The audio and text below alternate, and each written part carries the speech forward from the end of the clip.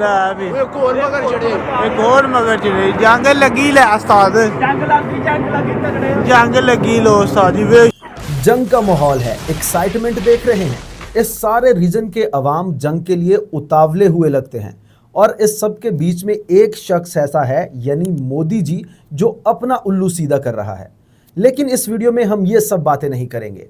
हम इस पर भी बात नहीं करेंगे कि इस सारे वॉर गेम का बिहार इलेक्शन के साथ क्या रिलेशन है, बल्कि हम बात करेंगे फैक्ट्स पर। लाइक इंडिया ने पाकिस्तान में कितने और कौन से टारगेट्स को हिट किया, इंडिया ने कौन से वेपन्स इस्तेमाल किए इस ऑपरेशन में और इसका क्या इम्पैक्ट था, और फिर बड़ा सवाल कि पाकिस्तान ने इस अटैक को काउंटर करने के लिए कौन से वेपन्स इस्तेमाल किए, और इससे भी बड़ा सवाल कि कितने इंडियन फाइटर जेट्स मार गिराए। क्योंकि इन सवालों के जवाबों से हमें पता चलेगी इंडिया और पाकिस्तान की इस रीजन में स्ट्रेटेजिक पोजीशन क्या है। उस हवाले से हमारे सामने जो फैक्ट्स हैं वो आएंगे। और फिर इससे भी बड़ी बात यह है कि पाकिस्तान ने जब इस सारे ऑपरेशन को काउंटर किया है तो पाकिस्तान की काउंटर स्ट्रेटजी क्या थी, और इन वेपन्स को जो पाकिस्तान ने इस्तेमाल किया है भारत के खिलाफ कहां से हासिल किया गया था पाकिस्तान की जानिब से। इंडियन साइड ऑफ स्टोरी क्या है ये भी आपके सामने रखेंगे, पाकिस्तान क्या कहता है और इस सब के बीच में सच कहां पर है ये भी इस वीडियो में खोलकर मैं आपके सामने रखना जा रहा हूं। तो आइए शुरू करते हैं। तो भारत ने कोई रात के 1 बजे के करीब पाकिस्तान के ऊपर ये अटैक लॉन्च किया जिसका नाम उन्होंने रखा ऑपरेशन सिंदूर। ऑपरेशन सिंदूर पर हम आगे चलकर बात करेंगे कि ये स्क्रिप्ट कहां से आया है, कौन से बॉलीवुड राइटर की खिदमात ली गई है मोदी सरकार की जानिब से इस सारी राम कथा को लिखने के लिए। लेकिन सबसे बड़ा सवाल कि रात को आधी रात के बाद ही अटैक क्यों किया गया इंडिया की जानिब से। शायद इसलिए कि उन्हें लगा होगा कि सारे पाकिस्तान वाले सो रहे होने, हम रात के अंधेरे में अपने जहाज निकालेंगे और चुपके से जाकर पाकिस्तान पर मिसाइल गिरा आएंगे, हमें कोई नहीं पूछेगा। बिल्कुल पहले वाले साहब जैसी सोच। जनरल साहब ਤੁਹਾਨੂੰ ਪਤਾ ਨਾ ਉਹ ਫੌਜ ਕਿਦਾਂ ਦੀ ਹੈ? ਮੈਨੂੰ ਪਤਾ, ਸਾਰਿਆਂ ਨੇ ਮਰ ਜਾਣਾ। ਤੇ ਫੇਰ ਕਿਉਂ ਪੰਗਾ ਲੈਂਦੇ ਜੇ? ਉੱਤੋਂ ਆਰਡਰ ਆ ਗਏ। ਨਹੀਂ, ਹਮਲਾ ਤੁਸੀਂ ਕਿਸ ਟਾਈਮ ਕਰੋਗੇ ਮੈਨੂੰ ਇਹ ਜ਼ਰਾ ਦੱਸੋ। ਰਾਤ ਨੂੰ ਕਰਾਂਗੇ। ਰਾਤ ਨੂੰ ਹਮਲਾ ਕਰਨ ਦੀ ਕੀ ਵਜ੍ਹਾ ਜੀ? ਉਹ ਸਾਰੇ ਸੁੱਤੇ ਹੋਣਗੇ। ਅੱਛਾ, ਫੇਰ ਅਸੀਂ ਹਮਲਾ ਕਰ ਦਾਂਗੇ। तो खैर आधी रात के बाद ये जो अटैक लॉन्च किया गया ये एक मिसाइल अटैक था, यानी एयर टू सरफेस टारगेट किया गया पाकिस्तान में इंडियन एयर फोर्स की जानिब से। और इंडिया के जो फाइटर जेट थे वो पाकिस्तान में बिल्कुल भी अंदर नहीं आए। ये सबसे बड़ी न्यूज़ है इस सारे ऑपरेशन में। शायद जो अभिनंदन है उन्होंने इन तमाम पायलट्स को बिठा के तसल्ली से समझा दिया होगा कि how fantastic was the T and the Pakistan air force. The tea is fantastic, thank you. और इसीलिए किसी ने हिम्मत नहीं की पाकिस्तान के अंदर घुसने की, जो पहले चर्चा किया करते थे कि घुस के मारेंगे। अब अपने ही बॉर्डर्स में, अपनी ही टेरिटरी में दूर से खड़े होकर मिसाइल दागने पड़े। लेकिन फिर भी पाकिस्तान एयरफोर्स ने इन्हें भागने नहीं दिया।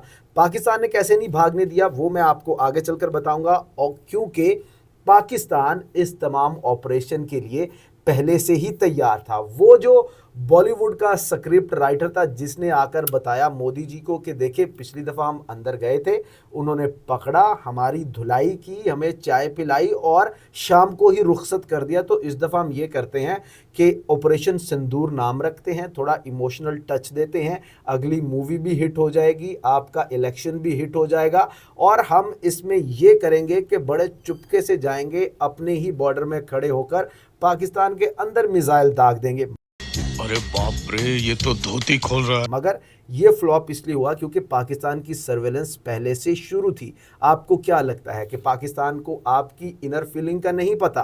पाकिस्तान के रडार पे इंडिया की जितनी मूवमेंट थी कैप्चर हो रही थी। इसीलिए 6 मई की शाम को ही पाकिस्तान के जो फाइटर जेट्स हैं जिनमें F-16, F-17 और एक नया जहाज जो कि चाइना से पाकिस्तान ने रिसेंटली मंगवाया है यानी JC-10, ये तमाम जहाज़ पाकिस्तान ने इंडियन बॉर्डर्स के करीब पहुंचा दिए थे। और ये कोई 300 के करीब फाइटर जेट थे जो पाकिस्तान ने इंडियन बॉर्डर के करीब पहले ही पहुंचा दिए थे। और जैसे ही फिर ये ऑपरेशन सिंदूर या ड्रामा सिंदूर शुरू हुआ भारत का, तो पाकिस्तान ने साथ ही इसे पकड़ लिया, कैप्चर कर लिया। इस पर आगे चलकर बात करेंगे कि ये सब कैसे हुआ, कौन से वेपन्स इस्तेमाल हुए। अभी बात कर लेते हैं कि पाकिस्तान में कौन से और कितने टारगेट्स इंडिया की जानिब से हिट किए गए हैं। तो इंडिया ने पाकिस्तान में टोटल 9 टारगेट्स यानी 9 टारगेट्स को हिट किया है, और ये टारगेट्स ना सिर्फ LOC के साथ हैं यानी कि लाइन ऑफ कंट्रोल, जो कि पाकिस्तान और इंडिया का एक डिस्प्यूटेड बॉर्डर है कश्मीर के रीजन में, बल्कि ये टारगेट्स पाकिस्तान के मेन लैंड यानी पंजाब में भी हिट किए गए हैं इंडिया की जानिब से। और ये एक बड़ी डेवलपमेंट है पाकिस्तान इंडिया रिलेशंस में, क्योंकि 1971 के बाद इट्स द फर्स्ट टाइम कि इंडियन जेट्स या मिज़िल की जानिब से पाकिस्तान की मेन लैंड को टारगेट किया गया है। और ये पंजाब का एक सेंट्रल पंजाब का ये रीजन है जिसको टारगेट किया गया है। ये एक बड़ी एस्केलेशन थी जो इंडिया की जानिब से की गई, लेकिन पाकिस्तान ने अभी तक इसका जवाब नहीं दिया है। क्यों नहीं दिया है और कब देगा या नहीं, इस पर हम बात करेंगे वीडियो के आखिर में। लेकिन 9 टारगेट्स कौन से थे, 9 टारगेट वो आपके सामने रख देता हूं। तो जनाब, पहला टारगेट था बहावलपुर का, जहां पर 4 मिसाइल फायर किए गए इंडिया की जानिब से, और इसमें 13 शहादतें हुई। मस्जिद को टारगेट किया गया। मुजफ्फराबाद फिर आता है जहां पर मिसाइल लॉन्च किए गए, 1 शहादत हुई, मस्जिद को टारगेट किया गया। कोटली में एक बार फिर मस्जिद टारगेट की गई जिसमें 16 साल लड़की और एक लड़का जो वो जाँ बहक हुए हैं। ये देख रहे हैं, ये टारगेट्स थे इंडिया के जिनको वो अपने लोगों को मोदी जी, जो मोदी सरकार है, गोदी मीडिया के ज़रिए टेररिस्ट बनाकर बता रही है। अब ये विजुअल्स भी आप अपनी स्क्रीन पर अगर देख पाएँ तो इनमें कहाँ पर टेररिस्ट नज़र आ रहे हैं, ये सारी सिविल पॉपुलेशन है जिसको निशाना बनाया गया है इंडिया की जानिब से। और फिर मुरीद के पंजाब, यहाँ पर भी क्लेम किया जा रहा है कि लश्कर तैयबा का जो मरकज़ है उसको टारगेट किया है। हालांकि लश्कर तैयबा के जो हाफिज़ सईद हैं वो हाउस अरेस्ट हैं पाकिस्तान में ही, लाहौर में, जिसकी लोकेशन इंडिया को बिल्कुल पता है। अगर आपने हाफिज़ सईद को टारगेट करना था या मौलाना मसूद को टारगेट करना था तो आपके पास लोकेशन थी, आप वहाँ टारगेट कर सकते थे, लेकिन आपकी ये हिम्मत नहीं हुई। मुझे किसी ने एक क्लिप भेजा पाकिस्तानी मीडिया का जिसमें वो बता रहे थे कि रात के 3 बजे मुझे ये क्लिप मिला, उस वक्त तक मुझे नहीं पता था कि वॉर सिचुएशन शुरू हो चुकी हुई है, जिसमें बता रहा था पाकिस्तानी मीडिया के बुज़दिल दुश्मन ने पाकिस्तान के ऊपर अटैक किया। मैं सोचा था बुज़दिल क्यों, उन्होंने तो मिसाइल दाग दिए भाई, बुज़दिल क्यों। फिर किसी ने समझाया कि बुज़दिल इसलिए कि आपने सिविलियन पॉपुलेशन को अटैक किया है, आपने रात के अंधेरे में अटैक किया। So I totally agree with that thing, से ये बुज़दिली ही थी, आप अटैक कर सकते थे पाकिस्तान की मिलिट्री इंस्टॉलेशन पर, क्योंकि आप ये क्लेम करते हैं कि इस तमाम तर टेररिज्म के पीछे पाकिस्तान मिलिट्री है, लेकिन वहाँ से आप बच के भागना चाहते हैं, उनसे आप पंगा नहीं लेते, क्योंकि आपको पता है वो पकड़ते हैं, मारते हैं, चाय पिलाते हैं और घर भेज देते हैं। अरे बाप रे, ये तो धोती खोल रहा है। इसलिए आपने उनके साथ डायरेक्ट पंगा नहीं लिया। और जो प्रेस रिलीज़ भी आई है उसमें भी बड़े ज़बरदस्त जो अल्फाज हैं उनका इस्तेमाल किया गया है, वो मैं आप लोगों के सामने रखना चाहूँगा। मयर्ड रिस्पॉन्सिबल नॉन एस्केलेटरी अटैक। क्यों? क्योंकि हमने पाकिस्तान की मिलिट्री इंस्टॉलेशन को टारगेट नहीं किया। तो ये 9 टारगेट्स थे जो इंडिया की जानिब से किए गए हैं, और इसमें टोटल 25 सिविलियंस हैं जिन्होंने अपनी जानें गंवाई हैं। और ये था उस भारत का, उस मोदी सरकार का पाकिस्तान के ऊपर अटैक, जो कि इस्लाम दुश्मनी में बहुत आगे निकल चुका है। ये क्रोनोलॉजी समझ रहे हैं, बहावलपुर में मस्जिद, कोटली में मस्जिद, मुजफ्फराबाद में मस्जिद, मुरीदके में मस्जिद, सियालकोट में जो अटैक था वो तो खुले मैदान में था, मस्जिद को टारगेट कर रहे हैं। मोदी जी की सोच समझ रहे हैं।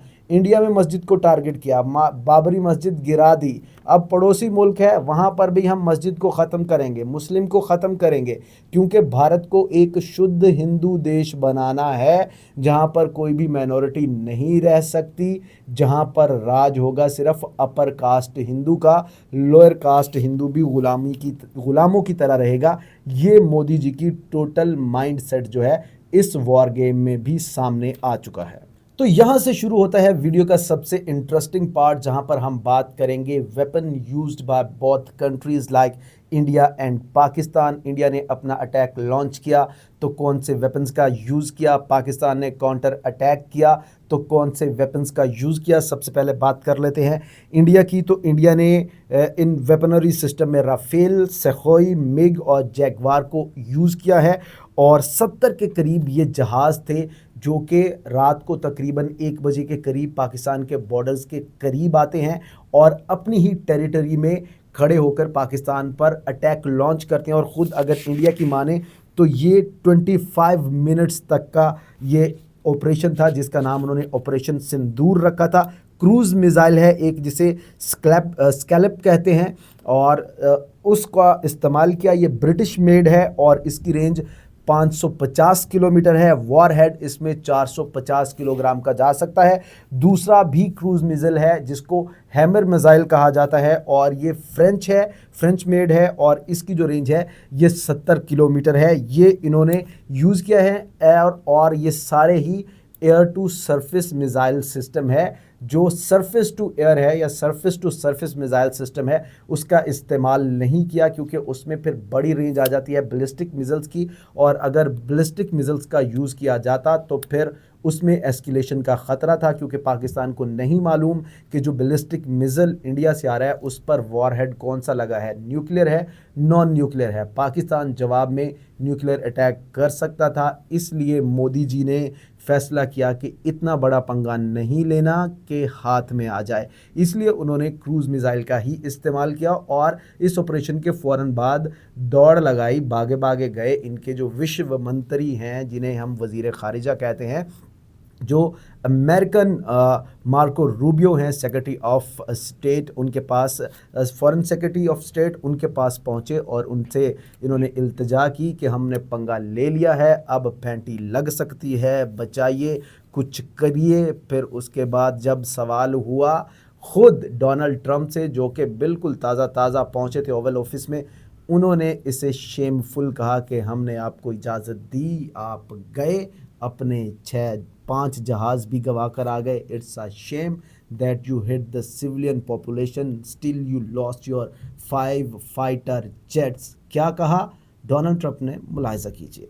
No, it's a shame. We just heard about it just as we were walking in the doors of the Oval. And now the most surprising thing कि पाकिस्तान ने कौन से वेपन्स इस्तेमाल किए। सबसे पहले पाकिस्तान का दावा है कि हमने इस काउंटर अटैक में इंडिया के 5 जहाज़ मार गिराए और 1 ड्रोन जो कि कश्मीर के रीजन में मारा गया है, और 5 जहाज़ मारे हैं पनपोर में, अखनौर में और रनबान में 5 इंडियन जहाज़, और इसमें से 3 राफेल, जी हाँ बिग बर्ड्स जिन्हें कहा जाता है, 3 राफेल्स, 1 सखोई और 1 मिग है जिसको पाकिस्तान ने मारने का, गिराने का दावा किया है। वहीं दूसरी जानिब इंडिया का ये कहना है, क्या कहना है आगे बताऊंगा, पहले वेपन्स की बात कर लेते हैं। तो पाकिस्तान ने यूज़ किए हैं इसमें F-16, JF-17 थंडर और JC-10 मेड बाय चाइना। तो ये 3 शाहकार थे पाकिस्तान के और इन्होंने इसको टारगेट किया है इंडियन जहाज़ों को, और जो मिसाइल यूज़ हुए हैं वो है BRV यानी बियॉन्ड विजुअल रेंज मिसाइल, जो कि ताहद निगाह, जहाँ तक आपकी नज़र भी नहीं जाती उससे भी आगे जाके जो दुश्मन का जहाज़ है या दुश्मन का टारगेट है उसे लॉक कर सकता है, हिट कर सकता है। 3 जहाज़ air to surface PL-15 Chinese missile system है जो कि JF-17 थंडर 3 ब्लॉक और JC-10 पर लगा हुआ था। इनके साथ 3 इंडिया के फाइटर जेट्स गिराए गए, 1 जहाज़ F-16 ने गिराया है कामरान मिसाइल सिस्टम के साथ, और 1 इंडियन जहाज़ जो है वो HQ-9B जो कि आप एयर डिफेंस सिस्टम कह सकते हैं, surface to air defence system, Chinese made, बड़ा ज़बरदस्त, उसके साथ गिराया है। 300 किलोमीटर की रेंज है, जबकि इसमें जो यूज़ हुए थे PL-15 उनकी रेंज 200 किलोमीटर की है जिसके साथ पाकिस्तान ने टारगेट किया है। तो ये बड़े सोफिस्टिकेटेड वेपन्स हैं जो पाकिस्तान की जानिब से इस्तेमाल किए गए हैं। और सबसे मज़े की बात यह है कि ये जो पाकिस्तान के पास PL-15 पहुँचे हैं ये बिल्कुल हंगामी बुनियादों पर पहुँचाए गए हैं, जैसा कि ख़तरा था खुद बहुत से इंडियन को कि जो चाइना है वो चुपके से पाकिस्तान को वेपन्स दे देगा और फिर पाकिस्तान ले लेगा। क्या ले लेगा, क्या कर दिया है इंडिया के साथ। You know well. तो ये पाकिस्तान का वेपन सिस्टम था जो कि यूज हुआ है, और बड़ा गम, बड़ा दुख नरेंद्र मोदी का। आपको याद होगा पुलवामा अटैक के वक्त जो नरेंद्र मोदी ने कहा था कि अगर हमारे पास राफेल होते तो हम और कामयाबी से अटैक कर सकते थे। हमने जो पत्थरों को, दरख्तों को निशाना बनाया है, शायद एक आध इमारत गिरा देते। गो कि अब इस दफ़ा उन्होंने ये गम दूर कर लिया है सिविल पॉपुलेशन को निशाना बनाकर, मगर हिम्मत फिर भी नहीं हुई इस दफ़ा कि पाकिस्तान के अंदर आ जाते। 1 इंच भी राफेल थे, फिर भी अपने ही बॉर्डर में, अपनी ही टेरिटरी में खड़े हुए थे, फिर भी 5 जहाज मार गिराए हैं पाकिस्तान ने, पीएफ ने।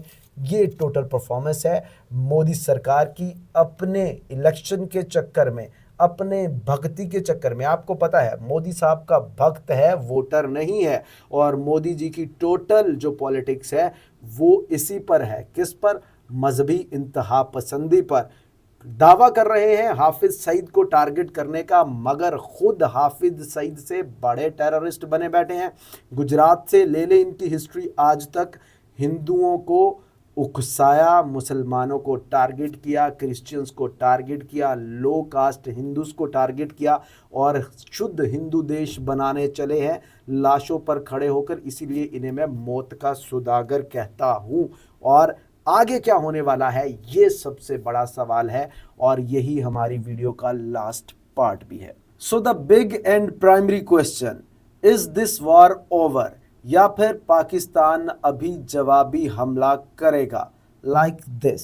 अगर आप ये समझते हैं कि आप पाकिस्तान के ऊपर कुछ किसी किस्म का हमला करेंगे, पाकिस्तान रिटेलिएट करने का सोचेगा नहीं, पाकिस्तान रिटेलिएट करेगा। तो मुद्दा यह है कि मोदी जी ने इलेक्शन के लिए या अपने भक्तों को खुश करने के लिए तमाम तर कार्रवाई डाल तो दी, सोशल मीडिया पर, ट्विटर पर, एक्स पर ये ट्रेंड चिल्ला तो दिया, थैंक यू मोदी, मगर अब इसको भुगतना कैसे है ये बड़ा सवाल है। क्योंकि पाकिस्तान के जो ये साहब गुजरे हैं, इन्होंने पहले ही एक ट्रेंड सेट कर दिया है कि अगर आप पाकिस्तान में पुलवामा के बाद आते हैं तो फिर आपकी सर्विस की जाएगी, फिर आपको चाय पिलाकर वापस भेजा जाएगा। अब जो ये 2 साहब हैं, इनके लिए भी सूरत हाल ऐसी है कि इन्हें भी रिटेलिएट करना है, क्योंकि इनकी जो रेपुटेशन है वो भी दांव पर लगी हुई है, और इन्हें भी पब्लिक सपोर्ट चाहिए, जो कि ऑलरेडी अब इस अटैक के बाद इन्हें मिल रही है। तो दिस इज़ क्वाइट पॉसिबल कि अगले 24 घंटों में पाकिस्तान भी इसी तरह का इंडिया में टारगेट जो है सेट करेगा, लॉक करेगा, हिट करेगा। Pakistan have already hit the Indian military on a massive scale. अगर आप इंडियन मीडिया को भी देख लें तो आपको पता चल जाता है कि ब्रेड हेडक्वार्टर, बटालियन हेडक्वार्टर और LOC पर इन डीप जो मिलिट्री इंस्टॉलेशंस हैं, पोजीशंस हैं, पाकिस्तान ने उसको हिट किया है। मगर ये पाकिस्तान का जवाब नहीं था, ये अभी पाकिस्तान का डिफेंस था।